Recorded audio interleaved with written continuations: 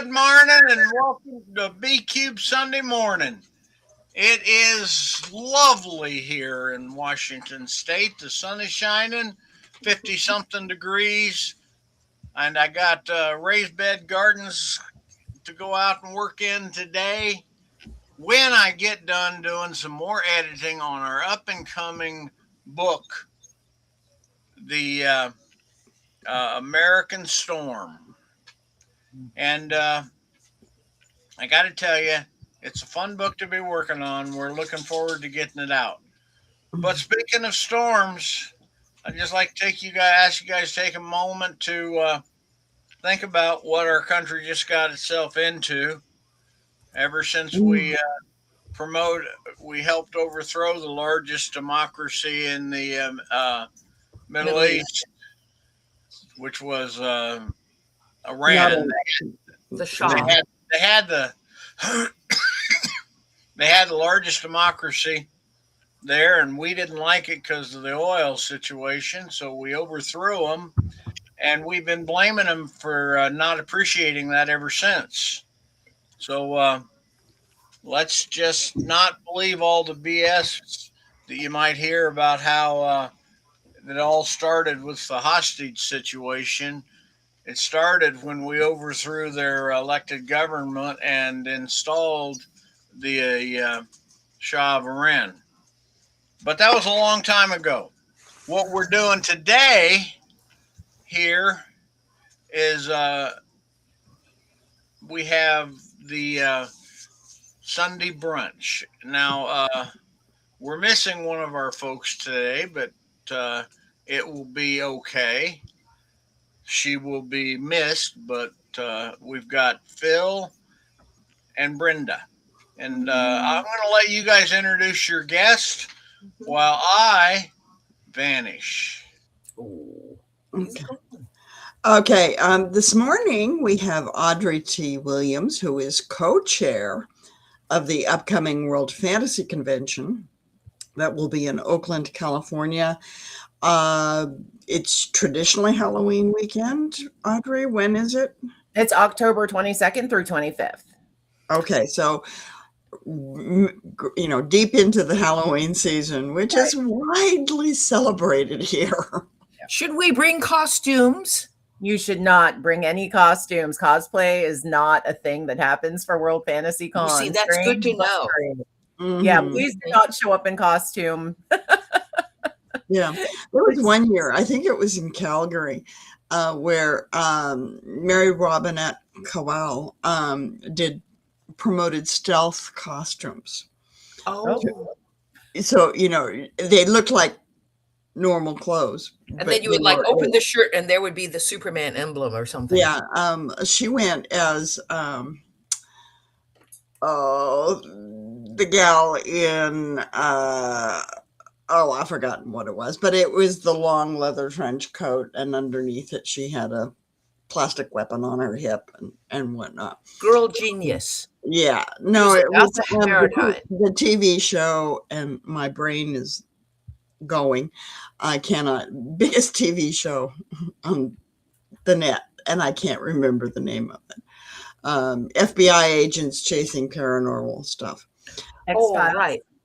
Yeah. Right, there you go. Yeah, but hers was the most memorable. But anyway, costumes can happen, but it is not a costume convention. It's not. No. It is. There's and you can see just by this that every convention has a slightly different culture, a slightly different flavor, and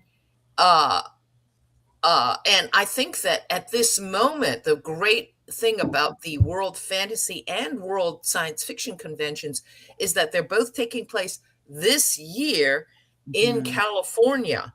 Yes. And because of current events, I personally do not expect to see either of those conventions in the United States for the rest of, at least Phil and my lifetime. I just don't believe that any future bid will be generated that will get off the ground if it is cited in the United States. And you can open your news and see why it is really dangerous, maybe, if you are a foreigner to fly into the United States, even if you were white, male, and presenting hetero, it's a little bit perilous. And I think the World Science Fiction Convention after this year, which is going to be in Anaheim, California, next year it's in Montreal, perfectly civilized. A lot of people will go. And then after that, it won't ever be in the US again. So I guess the takeaway is that if you live in the United States, this is your last chance. Yeah. I'm not sure that I would agree, Brenda, entirely. While there is, increased concern, we certainly want to let everybody know that we have been in deep communication with the Oakland Convention Center, with their security staff. We are working to ensure safety for everybody that comes in to the convention, everybody that's involved with the convention. So, our membership site has just recently gone live, and we are planning to go forward. Rena and I put this bid to host.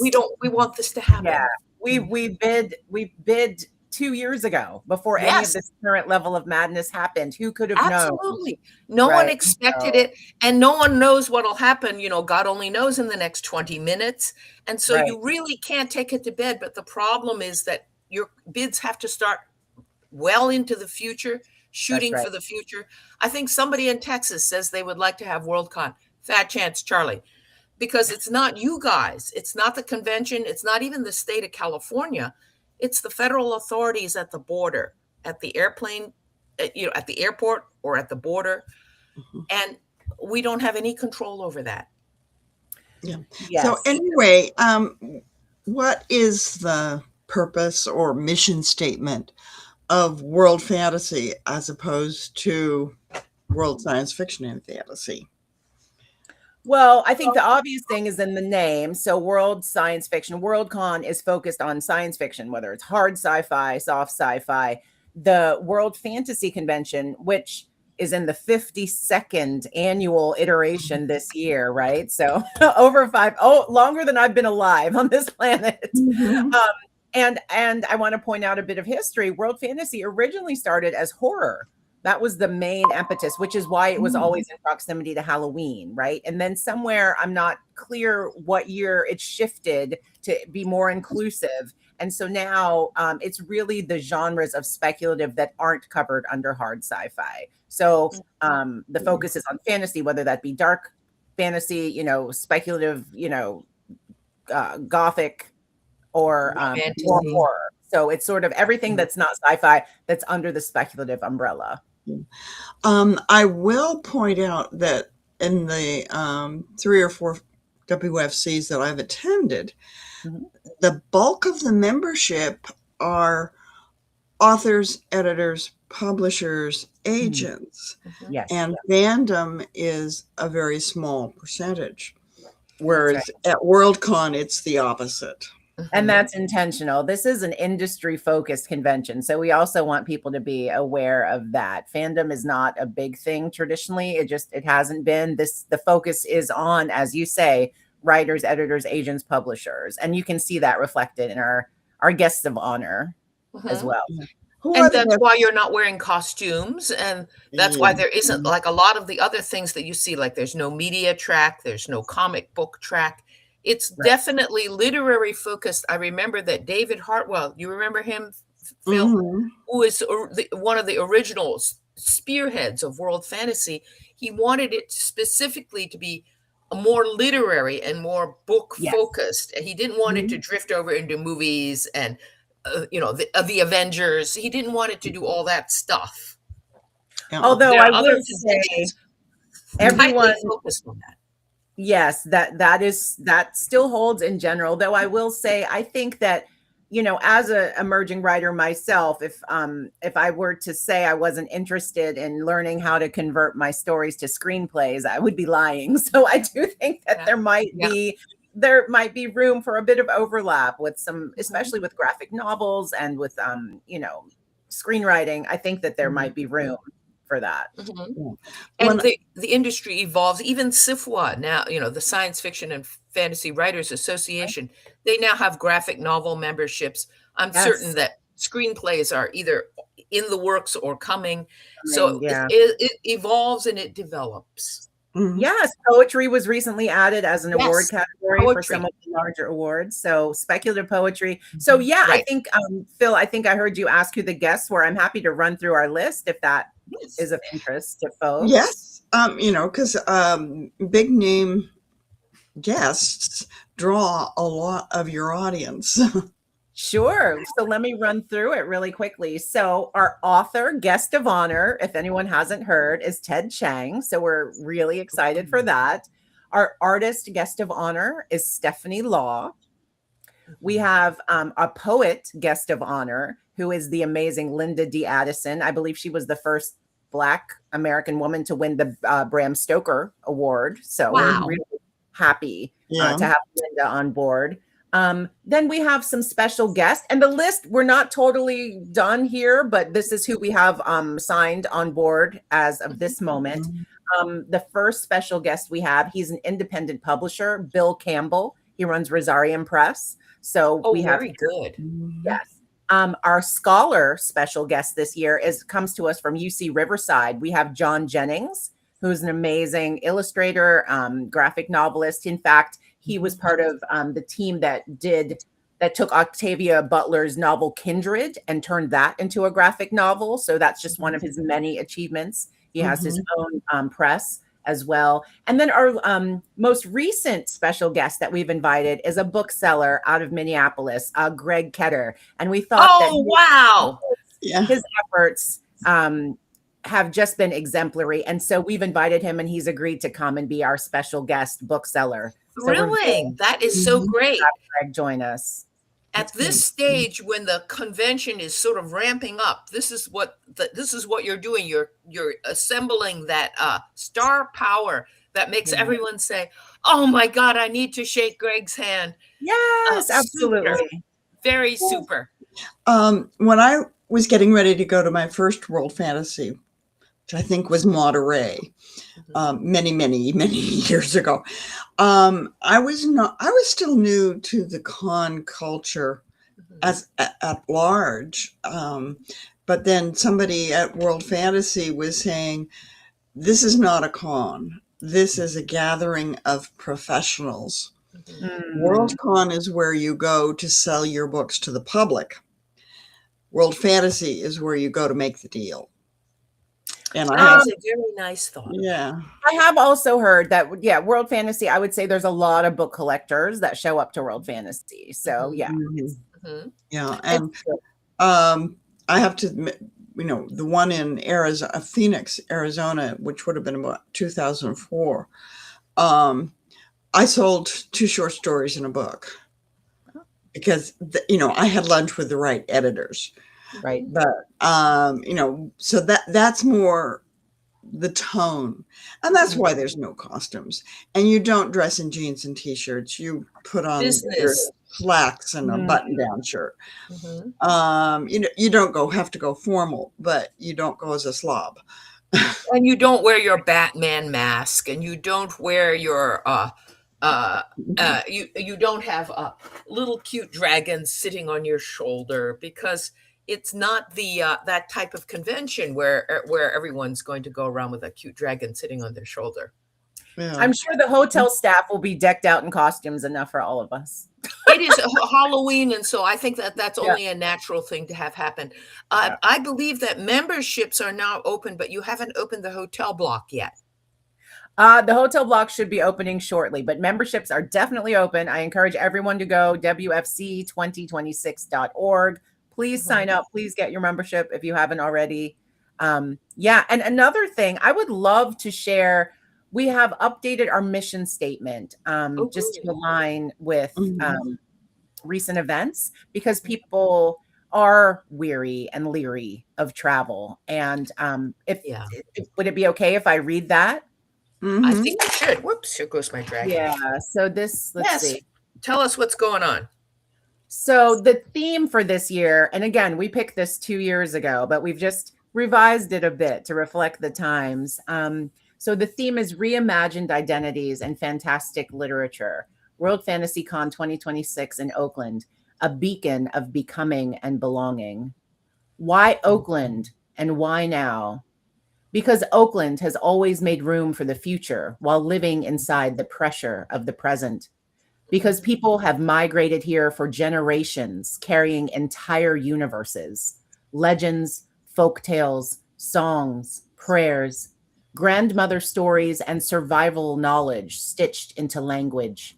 Because Oakland doesn't archive those inheritances, Oakland activates them, lets them meet, clash, remix, turns them into new myth. Because in Oakland, culture is not decoration, it is infrastructure. Because Oakland is also a city shaped by resistance, by communities of color building power, beauty, and belonging, by queer and trans visionaries making new ways to live long, to love, to organize, and to create, by people who refuse to disappear. And in this moment, that matters. When forces around us try to shrink humanity into categories, borders, and silence, speculative literature widens that doorway. It insists that the magic of imagination belongs to everyone. It refuses the lie that the future is only for the safe, the comfortable, the sanctioned. Fantasy has never simply been about escaping from reality. It is rehearsal, it is resistance, it is a lantern in the hand. It is the sacred practice of saying, we are still here and we are still becoming. Oakland understands becoming. This is a city forged by movement, by mutual aid, by art as lifeline, by communities who know how to build tomorrow with their bare hands. Here, the struggle has always been real, and so has the vision. Octavia Butler foretold a future on fire in Parable of the Sower. But the truth is, the present is on fire too, which means the future has already begun. The future is not a distant horizon. The future is a long now. It is what we practice, it is what we choose. Butler taught us the future is shaped by choices, by preparation, by community, by the courage to name what is happening and still insist on what could be. So this October, we will honor Octavia Butler and gather in her lineage, clear-eyed, unsentimental, determined. Her work did not ask us to be naive. It asked us to be brave. That is why World Fantasy Convention belongs here in Oakland, not as a backdrop, as a statement. So yes, the convention will stand. It must, as a welcoming beacon, as a signal fire, as a refuge for the weird, the wondrous, the feral, and the tender, as a room where strangers become comrades through story, a space where new, brighter futures can be imagined and then carried home in our bodies. It is in this spirit that we invite you all to join us October 22nd through 25th at the Oakland Convention Center in downtown.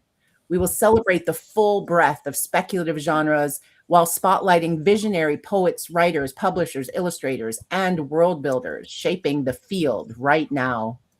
Centrally located and accessible by public transport from all of the 3 Bay Area international airports, the convention center will be our gathering ground for 4 days of craft, community, and audacious possibility.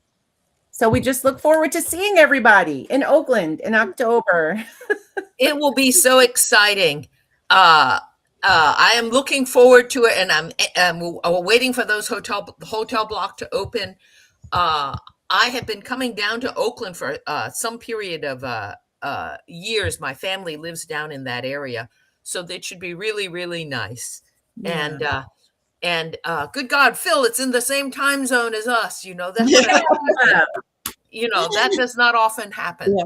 And I have family in the Bay Area as well. Mhm. And I usually, or I have not in many years, but I used to go to BayCon, which is now 4th of July weekend, Mhm. just as a tax deductible excuse to see my grandsons.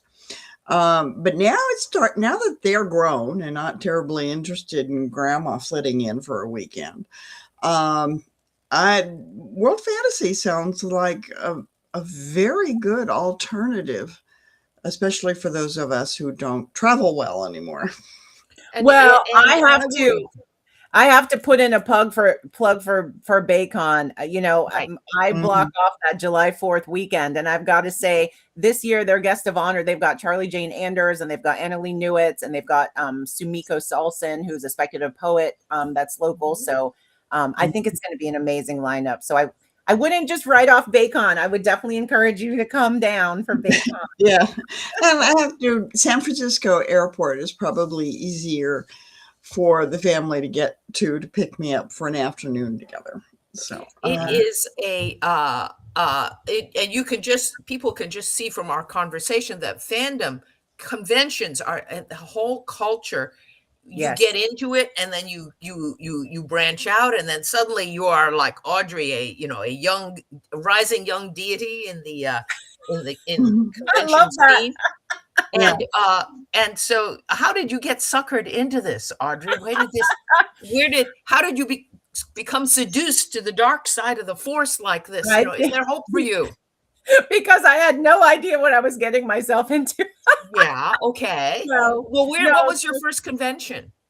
My first convention was 2018 when Worldcon was down in San Jose. And just to set that up a bit, at that time, gosh, that's 8 years ago now. My goodness. I was doing my MFA here in San Francisco at California College of the Arts. And I was taking a class that it was, we were required to interview somebody in our genre of choice. And I was like, well, I want to do sci-fi. And I had not yet heard of Rena and Jacob Weissman and Tachyon Publications. And someone said, oh, if you like sci-fi, you got to like hook up with these people. Yeah. So I Googled them and I found Rena's SF and SF series, which is an amazing series. And I know Cliff is here. Hi, Cliff. Like Cliff hosts this monthly amazing like authors gathering and reading right. That Rena does. And so I had gone to the one, my husband's a big Kim Stanley Robinson fan. So Rena, puts those on, like usually Stan and Cecilia Holland come twice a year. And so we went to one of those and they were like, oh, we do this. And then we have dinner first and then we walk over. And I was like, wait, what? Like dinner with Kim Stanley Robinson? So we started coming and we met Stan and the crew and just sort of fell in love with Rena, and she and I stayed in touch. And I curate events. I should start by saying that. Like that's something that I've always done. Even before I finished my master's degree in creative writing, I'm a big part of the Black speculative arts movement community. Oh, very good. Here. And also we have a group that I have to shout out. It's called the Afro Surreal Writers Workshop of Oakland. This was started. Oh, what a great name. Ago. Yeah. Dr. Rochelle Spencer, she did her PhD. I think she might be the first person ever to do a PhD in Afro Surreal literature. So she's in the East Coast now, but when she was living here in Oakland, she started this group. They're still meeting, still going. And so Rena became aware of me through the Stan events, but also as a curator. And so in her amazing, wonderful outreach and her desire to make things more inclusive, she invited me to curate, again, right before COVID. It was called SF by the SF and SF or something like that. But it was like we did a huge event, a big festival at the main San Francisco Library on Larkin Street. And we had 16 Black sci-fi writers come, and I helped to curate that. And we just developed a relationship. And I think that she reached out to me in an effort to make sure that everything is as inclusive as it can be. And, bringing in the local community, whether it be emerging writers or, some of our more published, well-known writers as well. So it's been an amazing partnership. And I look to Rena as a mentor, and she's just taught me so much. My participation in cons, the first con I did any programming for, Worldcon in Walnut Creek, again, right before COVID. I believe it was 2019 or 2020, literally right before we had to shelter in place. I put together the first all Black female speculative panel for FogCon, and Nisi Shaw beamed in from Seattle, and Yeah, we had a great time. So I think over the years, Rena and I have just sort of developed sort of a co-curating relationship. And then when she decided she wanted to bid, she just sort of, it felt like a natural fit, I guess, to reach out to me. And You I'm got happy. sucked into it. Good I for did. you. I got sucked in, but I'm Well, loving it. Good. I have- Very, very good. And Yeah. you know that and the skills, are just Mhm. really useful because I think that every industry has meetings. I Mhm. had a day job in a completely different Mhm. industry. It was the cemetery and funeral industry. And they also have meetings frequently in Las Vegas, just like in the TV show. And it is it's important for the people who work in anything to every now and then get together and swap knowledge. And you can do that now, like we're doing now on the internet. But there Mhm. is just something about going to a convention and shaking Kim Stanley Robinson's hand, or Oh, standing yeah. there and looking at all the books and seeing a book that you've never seen before in your life, but you must own, or Okay. you know, just, Um, or yeah. like with Phil, sitting at lunch with a bunch of editors and discovering that, yeah, there's an anthology and gee whiz, Yeah. There's a couple comments Mhm. over on the side. Valerie Frankel, which is the first time I've seen you, Valerie. Um, Welcome. I hear Bacon's Afrofuturist Lounge will return this year, by the way. Ooh. Charming activities It will last be year. bigger. Yes, thank you, Valerie. It will be bigger this year due to the large part attendees coming and saying how much they loved it. They've asked us to increase the size. So I'm on the committee for that. Yeah. Thank you for shouting that out. We're happy to Yeah. return. And Cheryl Alexander asked about Thaddeus Howes.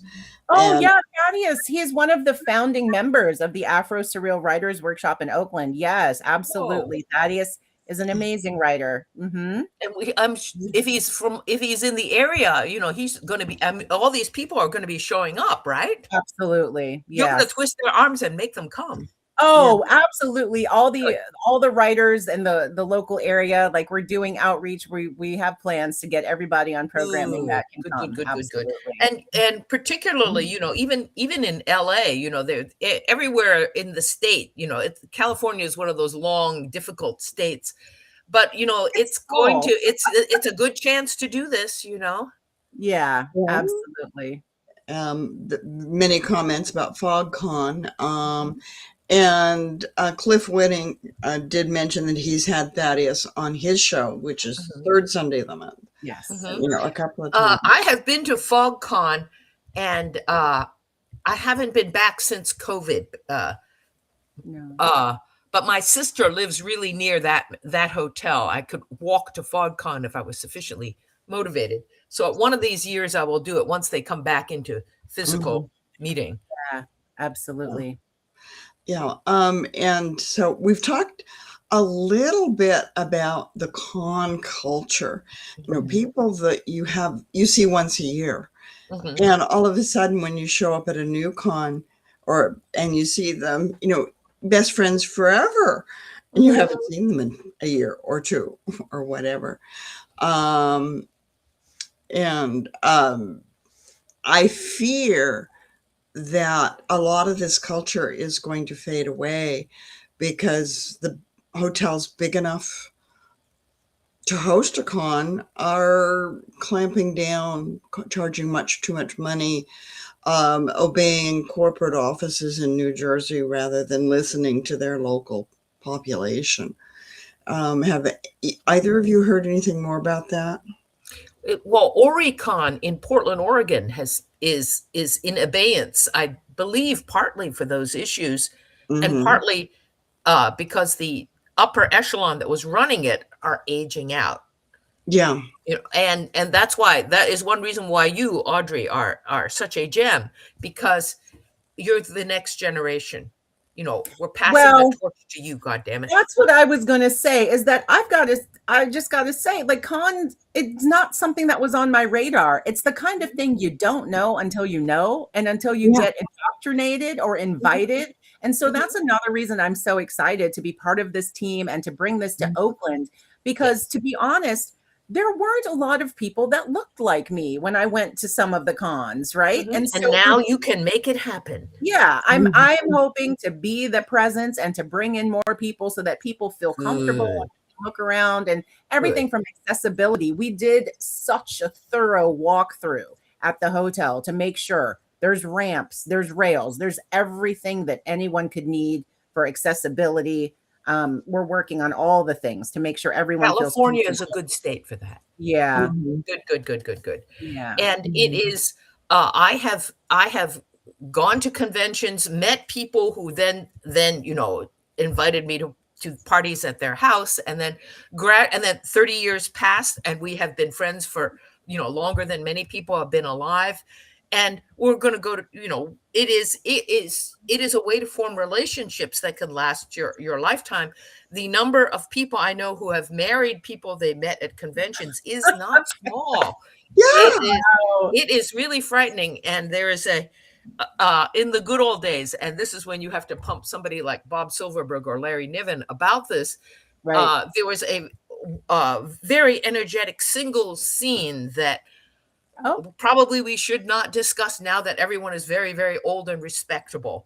But there for a period of time, there was a clause in hotel contracts at conventions that you could not put Jell-O into the bathtubs.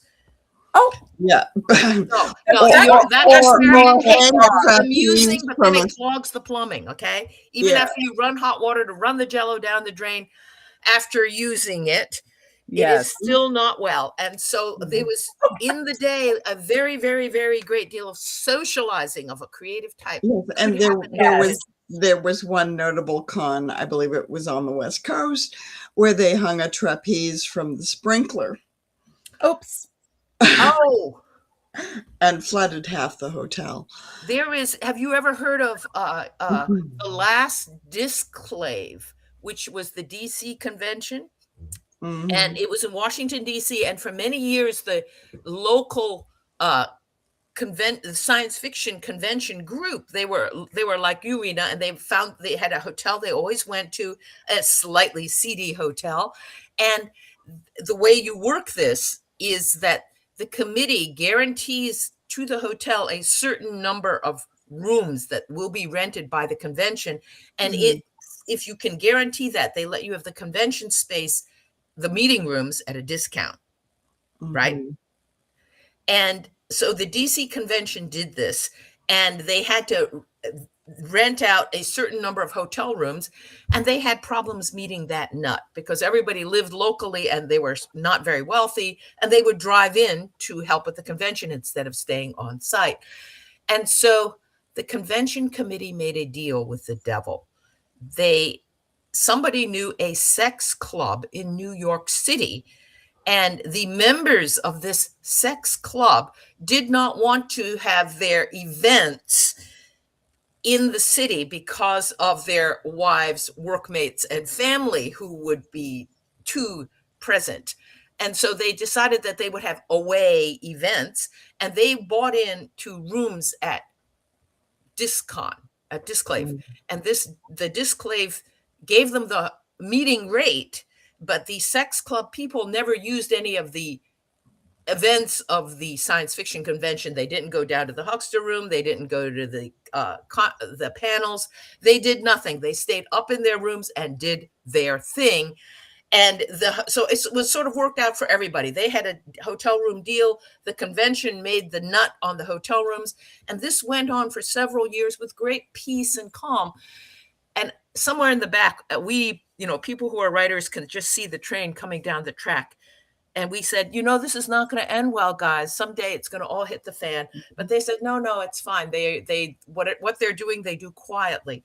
And then one year, then somebody decided that their partner should be suspended from the ceiling for whatever X-rated activity of that day. And they hung them from the sprinkler head. And these things that you can see mine right up there, they pull down, they pull off. And when they pull off, the water comes out and it does not stop, because the idea is that to put out the fire. If you want it to stop, the fire department comes to cut it off, and you cannot do it. So they did that, and the thing fell off, and the water began to flow, and then it flooded the room, and it leaked down and flooded the room below it, and then it leaked down into the lobby, and all the wallpaper on the walls peeled off, and all the people in the sex club very cleverly packed up, piled into their cars, and drove to New York City and left the con committee to it. And they had a lawyer in the con committee, and so the lawyer climbed into his 3-piece suit at 3 a.m. and went down to fight for the life of the convention. And it was bad, and they were able to avoid being sued for all the damages because of the lawyer, but they found it easier to disincorporate and not have the convention for several years while it all died down. And then they restarted a new name so that no one would know, because the word had been passed around hotels: deal with these people and they'll destroy your property. And so that was bad, very bad. Well, Brenda, to bring it back to sociability of World Fantasy Con, I can tell you, like, my experience, I just want to promote this as being a con where nothing like anything like what you just described is going to be happening, first of all. But on a positive note, it has been, for me personally, cons have been an opportunity to shake hands with some of the people that they don't know it. I think of them as mentors. I read their books and I get inspired. People like, I met Stephen Barnes at Worldcon, who I already knew. Peter Beagle lives like 20 minutes up the road from me here. So I'd met Peter Beagle, but when he was given the award at Worldcon back in 2018, that was amazing to be like, oh my gosh, like I've had lunch with this man, like, you know. And is he going to come to World Fantasy? He is going to come. Peter has, I believe he's agreed, and his manager has agreed. So he will be at some portion, you know, probably not maybe the whole time, but he will be making an appearance. I believe Stan is coming, as long as it doesn't interfere with a family trip he has planned. Cecilia Holland. We have some other folks that have signed on, but I just wanted to just reiterate, like, for newer writers, people who are like, oh, I don't know if I should come. One of the standout memories that I have when I walked into, I mean, I was sort of overcome at Worldcon in San Jose. I walked into the main hotel, and there in the lobby was Charlie Jane Anders and Annalee Newitz, who I had heard of, but I was like, oh my God, they're just like sitting there like normal people, like what, you know. And let's talk about the suites, like the positive, like the con suites, right? Where there's like themed parties. Back then, my husband and I were binge watching The Expanse. I hadn't read the books, but I love the TV show. And they're like, oh, you got to go up to the Expanse bar. And I was like, what is this? And there was this whole bar that was set up like we were in the Beltalowda universe, and everyone was like talking with the accent and like dressed up from The Expanse. And I was like, you know what? Like, I've always been a quirky Black girl, but like here were people that were my tribe that I didn't even know, you know, and it just feels good down deep in your bones. That is actually the what happens. You say, this is my tribe. These are my people. They read my books. They like the things that I like. And so this is really that's why, like, younger people, it's really good for them. You know, you have people to be with, and you're not alone in the universe, you and the, you know, your fandom of The Expanse or whatever it is. So it's really a positive thing for a lot of people. Yeah. I think it was a Los Angeles convention. The air conditioning in the SIFWA suite died. And my friend Leah Day was cornered to sit on the floor in front of the door and send people elsewhere. And she got addressed in Klingon several times. Oh, very good. You know, there was, I've forgotten which con. I was with Mike Moscow. We were sitting in the bar on Wednesday night, and the waitress very shyly asked if we were part of the convention. And you looked normal. Yeah. And so she says she'd heard that some of these people dressed in costume get into the world so deep that they don't deal with the reality very well. And Mike just said, listen, if a Klingon comes up to you and orders something in Klingon, serve him prune juice. That's hilarious.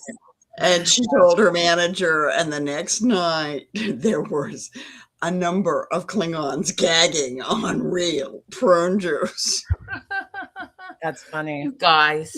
So, yes, there is this culture of not breaking character if you are in costume. But there's also the very gentle and serving community who are helping through fans and writers through very difficult health and lifestyle changes. And it's a very open and embracing community as far as I'm concerned. It reminds it is a community like the way you think the future is. It is like the deck of the Starship Enterprise. It's well, I won't say it's like the Mos Eisley Cantina because that's just too sleazy. No, it's like the next generation. The best. It is where we want it to be. This is where we want society to be, and that's not a bad thing in this day and time to see that and to see it in the real rather than on the screen or in cartoons. And it can be real, and we're trying to make it real to some extent. And that sort of is the dream of science fiction and fantasy too. We're trying to make the future real.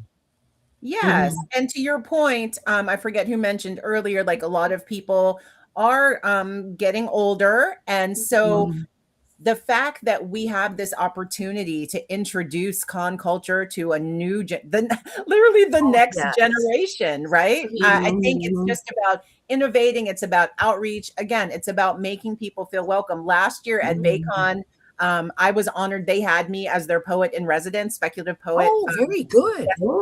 At the Santa Clara BayCon last summer. And I absolutely just felt absorbed by the culture. Like it was a very all are welcome. I never for once, even though it was all strangers, they were all strangers to me. I never once, and I have elder care. My mom's 89. I had my mom in tow. She was in her chair. And when I was on panels, there was always someone that was like, oh, I've got your mom. She's adopted me. Like they had my mom so well cared for while I had to go off and talk and do the things. So it's just, it felt like immediate family. So it is. And I would be ashamed to lose that. You're right. I think COVID hit a lot of conventions hard. I would say that 15 years ago, there was a convention in every largish town in the United States, in Overton, Kansas, in Richmond, Virginia. They still, all those sort of local conventions really took a hit in the shorts over COVID. Because a couple years when you can't meet and then suddenly you don't have enough money to keep the whole thing going again. Oricon has essentially died that way, and it may come back. Portland is a lively community, but I don't know if it will. And so it's these larger ones that you hope will become the seed, the retention of the memory, so that it can grow again. Yeah, and I also think it's about networking. I mean, here in the Bay Area, we're very lucky. I think after New York City, San Francisco is like the second largest like publishing and literary arts sort of city that we have. And so, for example, we are making sure that we collaborate and network and partner with some of the bigger known entities. For example, every October, we have San Francisco Litquake. So we've been in touch with the executive director of Litquake, and we're like, hey, our events are overlapping this year. Like, how can we partner? So they'll look for partnerships between Litquake and World Fantasy. We are doing community outreach to the local youth groups. Like we've got, for example, Chapter 510, Department of Make Believe. They do a whole speculative storytelling for the youth, it's like K through 12. So we'll have a youth component that we're bringing in, and we're very, very useful. Yeah, by bringing in, other groups like this. I think it's a way that we can reinvigorate con culture because, as you say, people are getting older. Like this is how we bring the youth in, introduce them, indoctrinate them, and say, hey, hopefully they become the torch carriers that keep the cons going. Yes. RadCon did that. I haven't been in many years, but for a while I went every year. and always go in the night before. And then Friday morning of the con, while all the volunteers, like lovely people like Audrey, are getting it set up, the authors went out to the high schools. Mhm. And sometimes we'd talk to just one English class. Sometimes they'd bring in half the school to the library to talk to them, to workshop with them, let them know what's happening, that the con is happening, and they are invited. And they also did for the writing workshop specifically aimed at teens. Yeah. All the participants were given memberships and access to the green room. Those are the people who are running cons today. Yeah. You know, the other thing you might consider, Audrey, is because there's so many colleges, find out, look on all their academic calendars and find out who's running the science fiction courses, either in the writing or the literary end of it. Hand them a leaflet at the very minimum, send them an email, because those college kids are, you know, they would love it. Yeah, that's a great idea. We're also making sure we're going to all the cons that have overlapping, like dealers, for example. Like I've been hitting off all the comic cons and all the different kinds of cons that are happening around to make sure, like, you know, we're inviting folks to come, artists, illustrators, any of those types. I see Cliff is reminding me, yes, of course, Rena's SF and SF is partnering with World Fantasy. And the other thing too that we have here, we have Locust Magazine here locally. So we're partnered with them.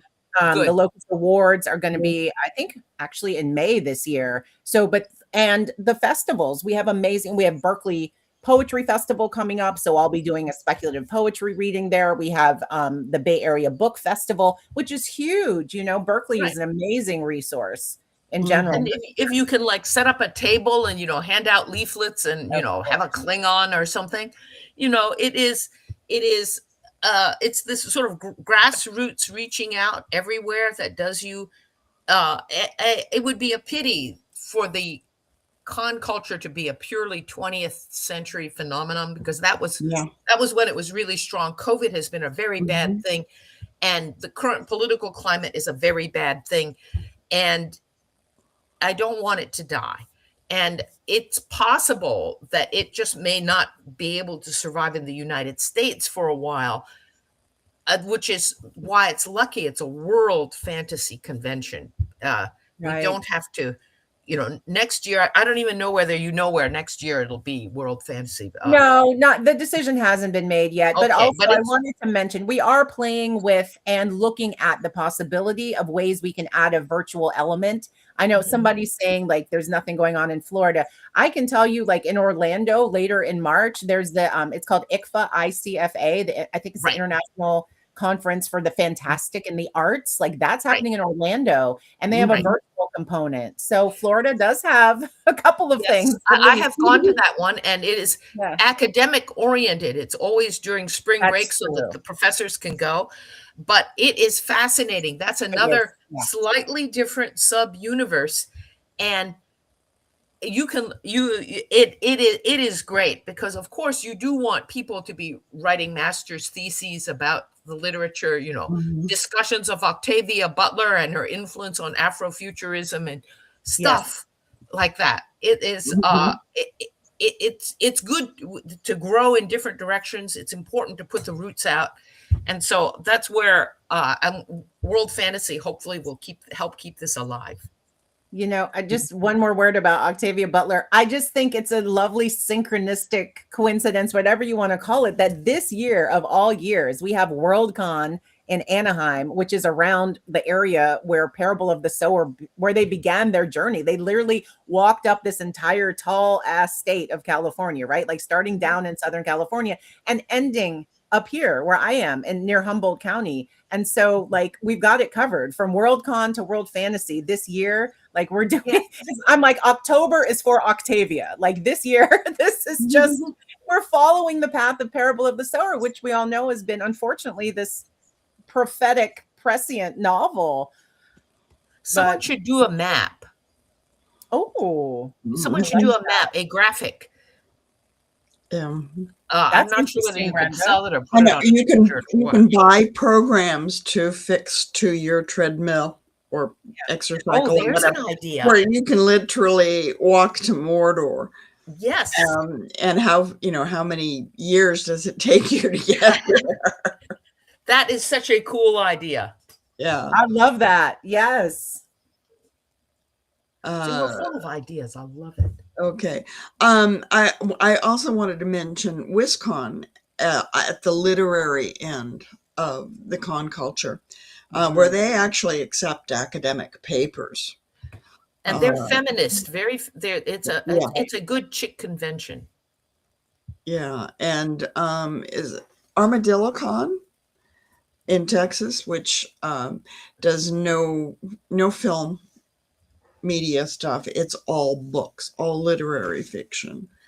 And Clave in Washington, D.C., which is the reboot of the D.C. area convention after the incident with the sex club, focuses solely on short fiction. They have a short fiction award, and it is solely the short form, which doesn't get as much love sometimes as novels. Right. And Brenda and I also belong to the Book View Cafe, and one of our members, Chris Dolly, was nominated for an award at Cap Clave one year. He lives in France. Yeah, that was really nice of him, and he came too. The poor man. Yeah. God. Yeah. But there's the conventions and the actual industry. This the book and publication industry are they're symbiotic. You publish them, and then we have conventions about them, kind of a thing. Okay, and the notice for nominations for Cap Clave came through the email not too long ago, and I did forward it to B Cubed Management. We only had one anthology last year. Yeah, but the nominations could be made. Right, and there were 3 stories that came to the top of the list for nominations. You So do that thing, honey. Yeah, we're working. And they do it every year. So the book coming out, next year you could try it with the one that's due out. Good for you. So one thing I wanted to mention, since you all are naming cons, there's a couple of cons I'm familiar with. I think they're more tailored towards BIPOC, towards Black, Indigenous, and writers of color, but they're also science fiction conventions that should be named. Virtuous Con, which is put on by Cerise Murphy every February, every Black History Month. Virtuous Con just happened February 21st and 22nd. It's all virtual all the time. And so I had the honor of, I did a panel about the path to awards. And I had Donna Reeve Dew, I had P. Jelly Clark, I had Leslie Penelope, and Eden Royce, which if people aren't familiar with them, those are all award-winning Black speculative authors. And they talked about the awards that they'd won, how they got nominated, and things like that. And I just also wanted to say, in terms of World Fantasy Awards, Rita and we have nothing to do with that. The awards section is an entirely separate entity. The awards banquet does happen during our convention.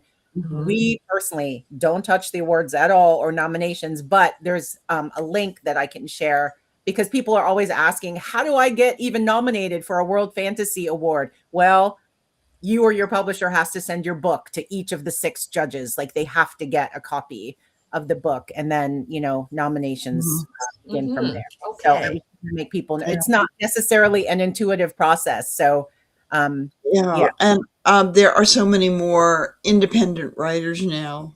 Right. And when I started, you couldn't nominate yourself. Your publisher had to nominate you. Right. And now, since we are our own publishers in many cases, we can at least get involved in the process. I don't know if there's still prejudice against independent authors like there are with some of the awards, but it's anyone something that's self-published can submit to World Fantasy. I can't speak to the other awards, but World Fantasy welcomes self-published authors. Okay. Yeah. Well, we're going to have to think about it. I'm looking at it right here. Okay, here we go. Okay. All right. Well, it is. I see it on your website, so it'll be fine. It is, yeah, I had never thought of reminding people to do something about that over at Bookview Cafe. Maybe we should. We should be more intelligent. Yeah. And our fearless leader just privately told me that he'll be back shortly. We're down to 5 minutes.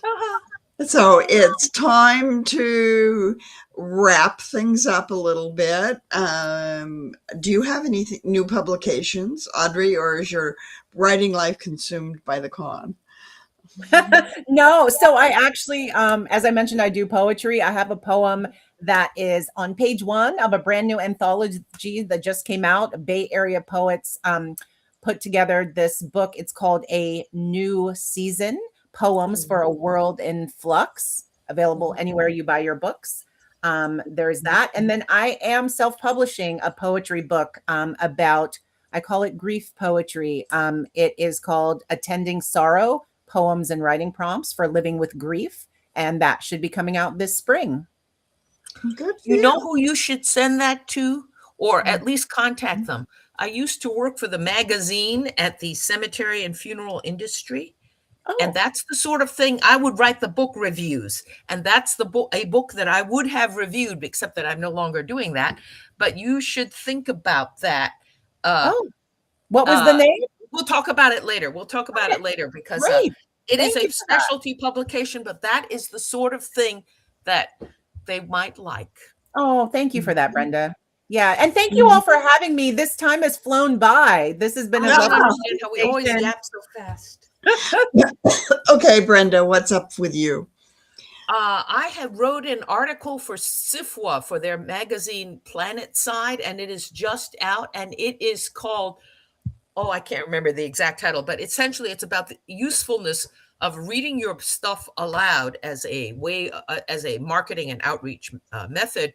This is like readings at conventions. I don't know if there's going to be a reading track, by the way, at World Fantasy.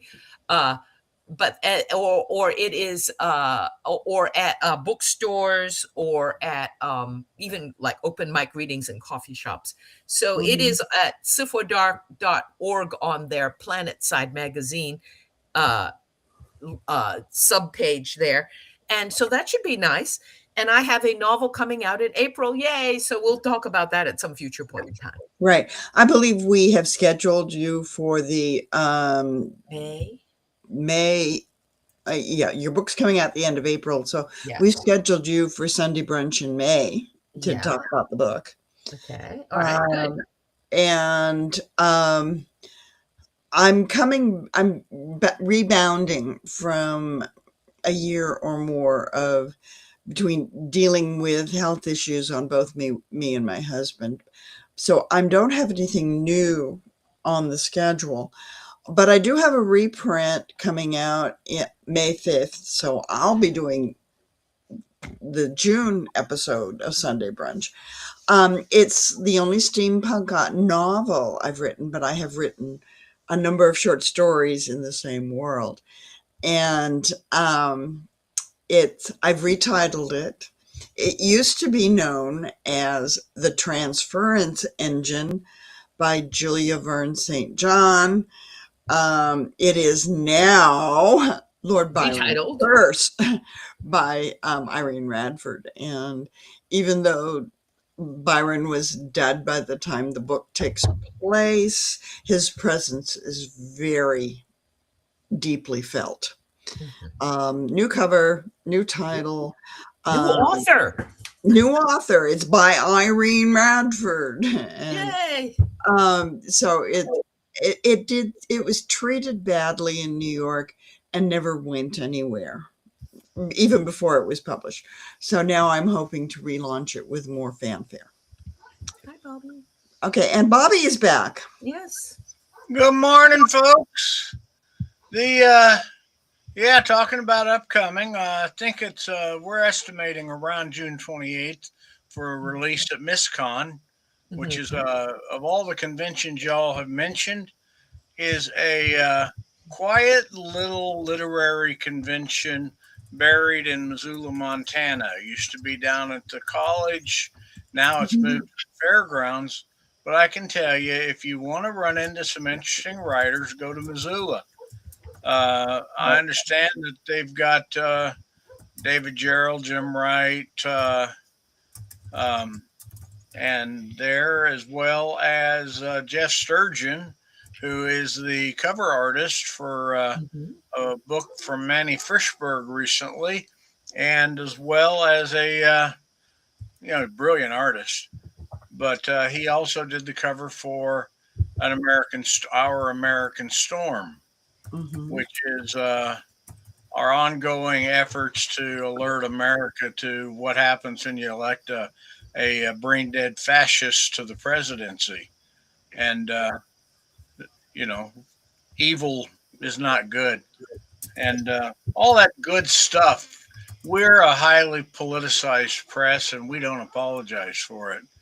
Um, if if it hadn't, Phil and I have been working this for ages. And I had a question for Audrey. There, I saw a note in there about several few notes about Thaddeus Howes. Is he going to be one of your guests?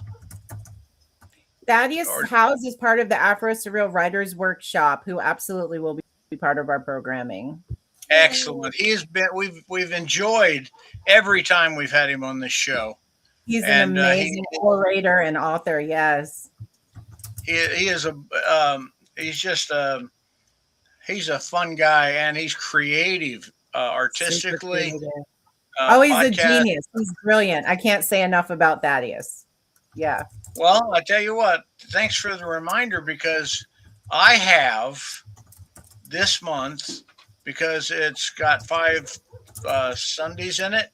Mhm. I get one that I get to do what I want to do. Yay!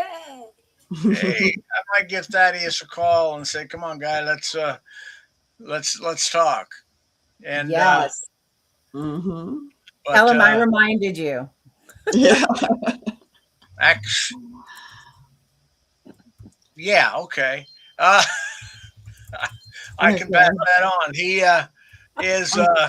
Cheryl Alexander just left us a note that Thaddeus's wife is battling through a kidney transplant. So be prepared to look elsewhere for your guest. Oh, I will. I'm always prepared. You may not realize it, but I have a short list that sits over here on the side of my computer. It says Brenda says she can't do it this morning. Phil got struck by a meteorite, and we've lost all the email communications with their guests. And it's like, oh, okay. Hey, what you doing this morning? So it's all good. I mean, anybody doing what Audrey's doing, running a convention, writing books, always understands that everything in life has got a random element. And if you Yeah. can't deal with that, you got no business running a convention. You got no business trying to do anything other than sit in your chair and watch Fox News. But Don't do that, man. Definitely still invite him. He might welcome the break. He might welcome the chance to hop on. Absolutely. Yeah. oh, he will. If nothing else, just the conversation with him to talk about it is always worth it. Yeah. I think we need to add a last comment about thanking all of the con running volunteers. Oh, Yes. Because those are thankless jobs. They are all volunteer, but without them, the conventions would not happen. And so I want to add my thanks. to Really, and authors all really of the appreciate it. They're And not we all still- thankless. You know where the parties are. We fun. still Oh, well, need there's always more. that. We're still recruiting for volunteers. So anyone that has time and time to spare, join up and we'll get you a volunteer discounted rate to the con. So come on through. Hey, I'm going to give you a name right now, open in public. Yeah. Deborah Godfrey. Okay. She worked WorldCon.